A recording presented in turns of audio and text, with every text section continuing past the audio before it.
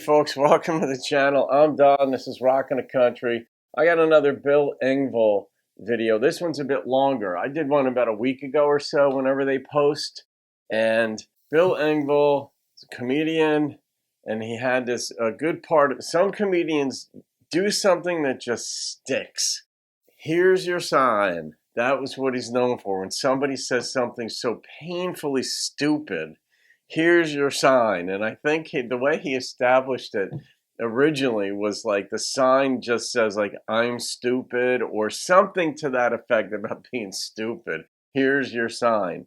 So when he says that, that's what he's referring to. But this is a longer one. I think this is like 6 or 7 minutes of it.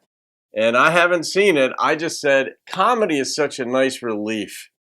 All right, let's see what this is about. Well, I'll tell you about myself. I'm originally from the state of Texas. I love being from Texas just because we got our own language down there. We just make stuff up, man. We say stuff like, I'll tell you what. That's it. That's a complete sentence in Texas. Like, I'll tell you what. And everybody from out of state's like, what? I just told you. And Texans look at things completely different than anybody else in the country. Last time I was home, I was driving around. I had a flat tire. I pulled my truck in one of those side-of-the-road gas stations. The attendant walks out, looks at my truck, looks at me. I swear to God, he went, tire go flat? I couldn't resist. I said, nope. No, I was driving around. Those other 3 just swelled right up on me. And without missing a beat, he goes, well, the heat'll do that.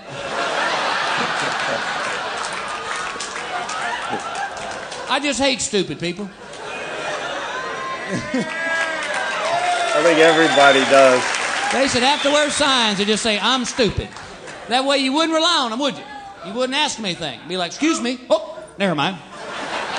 I didn't see your sign. It's like before my wife and I moved from Texas to California, our house was full of boxes. There's a U-Haul truck in our driveway. My friend comes over and goes, hey, you moving? Nope. We just pack our stuff up once or twice a week. Just see how many boxes it takes. Here's your sign. A couple of months ago, I went fishing with a buddy of mine. We pulled his boat into the dock. I lift up this big old stringer of bass. This idiot on the dock goes, hey, y'all catch all them fish? Nope. Talked him into giving up. Here's your sign. That's why there's warnings on products, because of stupid people, ladies and gentlemen. It's not for us, it's for stupid people. If there weren't any stupid people, you wouldn't see any warnings, or at least they had to wear those signs, you just wouldn't sell them the product, would you? Just be like, I'm sorry, I can't sell you that. Why not? Oh, I forgot. Did you know on a tube of Preparation H it says, do not take this orally? That's sad, isn't it? Because you know somebody wrote them a letter. Dear Preparation H, I ate this whole dang tube. I still got these hemorrhoids. Man, my mouth's so small, I can't eat a jelly bean anymore. But I could whistle really good.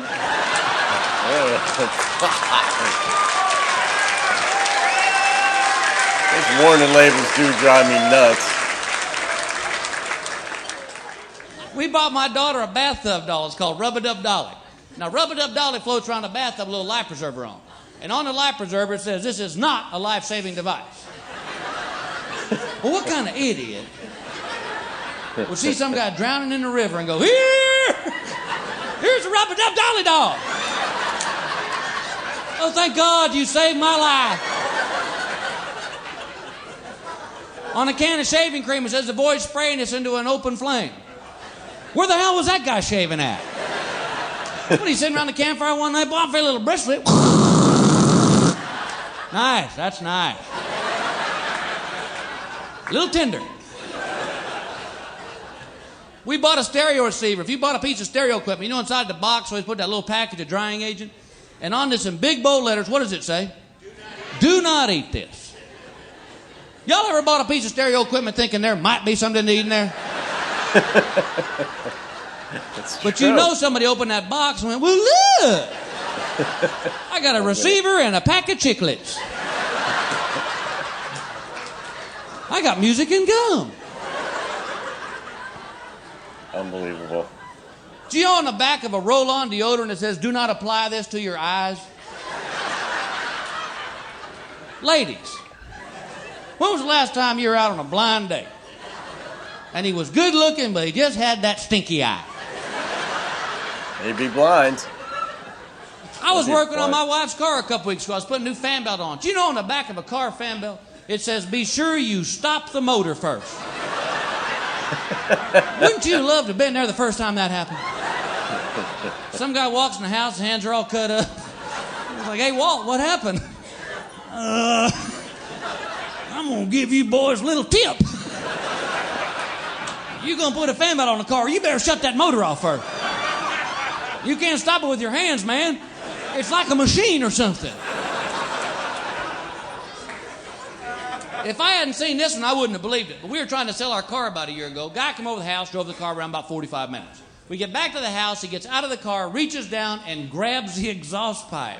And goes, damn, that's hot. See? If he'd been wearing a sign, I could have stopped him. I could have said, now I know you're not going to understand this, but that's going to be hot. You've all seen this one on the back of a bottle of shampoo. It says rinse, lather, repeat, rinse, lather, repeat. You know there's some idiot still in the shower. Because it doesn't say dry your hair, try it again tomorrow, man.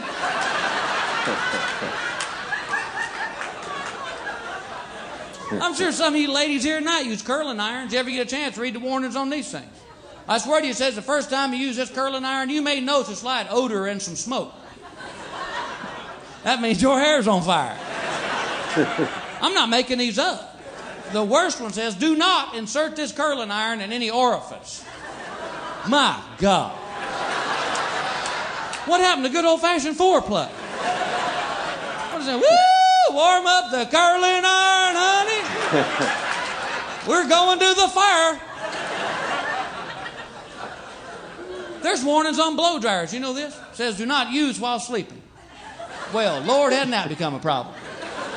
Because I don't know about the rest of you, but I cannot count the number of times I've been sound asleep. Woke up, I was doing my hair. Dang it, I was sleep styling again. God, there's so much There's material. another warning that says, do not use this blow dryer in the shower. Who's writing this pamphlet? Y'all ever been in the shower? Honey, I'm done shampooing my hair. Toss me that blow dryer. Lawyers. I saw an idiot on TV this week. I was watching one of those animal shows on Discovery Channel. There was a guy inventing a shark bite suit. There's only one way to test that.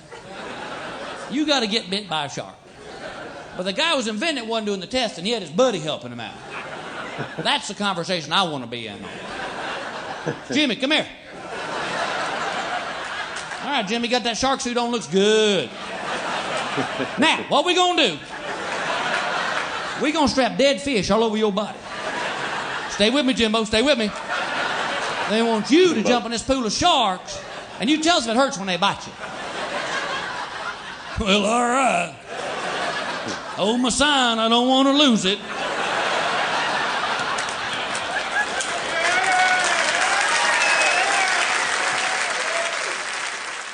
There is so much material to work with. Once he got on that, once you figured out you're going to go in that direction with the comedy bit, there's just so much material to work with. The warning labels are unbelievable. And you're like, really? Who? But it's like lawyers writing it just to cover their bases in case somebody does that. So they're like thinking, but yeah, that's the shark suit. I actually saw when they first invented that, the dude invented that. I don't know if it was on 60 Minutes or some nature show, but it was like somebody invented this thing that would stop a shark bite. But it's kind of like bulletproof vest. People think, oh, the bullet just bounces off and you walk off. It's like, no, it can still stop your heart. It just, the impact is still brutal. You're all bruised up behind it. And the same thing with the shark bite thing. The dude who got bit by it would still be bruised. It isn't like it's like, oh, no pain at all. But anyway, what do you say? Well, I just wanted to do that. I had not heard a lot of these, but it was a refresher, and it was good, clean comedy. Pointing the finger at, just pointing out what we deal with every single day in this world. And sometimes it's me being the idiot, you know? But all right, guys, I hope you enjoyed that. That was just for fun. Have a great day. I'll see you on another video. Keep rocking the country and keep laughing along the way.